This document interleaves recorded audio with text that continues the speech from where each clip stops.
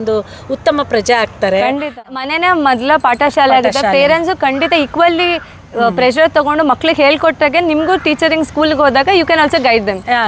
ಸರಿ ಕೇಳೋಣ. Hi ma'am, ನಿಮ್ಮ ಹೆಸರು? ನನ್ನ ಹೆಸರು ಸುಧಾಶ್ರೀ ಅಂತ. ಓಕೆ, ಏನು ಮಾಡ್ಕೊಂಡಿರೋದು?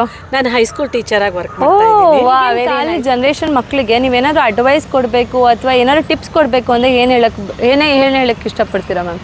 ಏನು ಹೇಳಬೇಕಂದ್ರೆ ಈಗಿನ ಮಕ್ಕಳು ಒಳ್ಳೆಯವರೇ ಇದ್ದಾರೆ.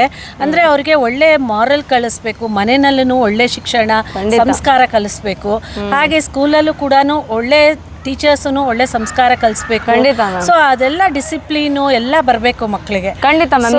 ಆಸ್ ಎ ಟೀಚರ್ ನಿಮ್ಗೆ ಏನು ಅನ್ಸುತ್ತೆ ಇವಾಗಿನ ಮಕ್ಳು ಹೆಂಗಿದ್ದಾರೆ? ಹೈಪರ್ ಆಕ್ಟಿವ್ ಸಿಲೆಬಸ್ ಬಗ್ಗೆ ನಾ ಏನು ಹೇಳಕ್ಕೆ ಇಷ್ಟಪಡ್ತೀನಿ? ಆಗಿನ ಮಕ್ಕಳು ತುಂಬಾ ಆಕ್ಟಿವ್ ಆಗೇ ಇದ್ರು, ಈಗಿನ ಮಕ್ಕಳು ತುಂಬಾ ಆಕ್ಟಿವ್ ಆಗಿ ಇದ್ದಾರೆ. ಹೌದು. ಆದ್ರೆ ಏನಂದ್ರೆ ಒಂದು ಡಿಫ್ರೆನ್ಸ್ ಏನಂದ್ರೆ ಆಗಿನ ಸಿಲೆಬಸ್ ಒಂಚೂರು ಕಡಿಮೆ ಇರ್ತಾ ಇತ್ತು, ಈಗಿನ ಸಿಲೆಬಸ್ ಸ್ವಲ್ಪ ಜಾಸ್ತಿ ಆಗಿದೆ. ಸೊ ಎಲ್ಲೋ ಒಂದು ಪಕ್ಷ ಸ್ವಲ್ಪ ಜಾಸ್ತಿ ಸಿಲೆಬಸ್ ಇರೋದು, ಮಕ್ಕಳು ಆಕ್ಟಿವ್ ಆಗಿರೋದು ಎರಡೂ ಆಗಿದೆ. ಸೋ ಮಚ್ ನಮ್ಮ ಜೊತೆ ಮಾತಾಡೋಕ್ಕೆ ನಮ್ಮ ಕಡೆಯಿಂದ ಸ್ಮಾಲ್ ಗಿಫ್ಟ್ ಇದೆ. Thank you ma'am. ವೆಲ್ಕಮ್.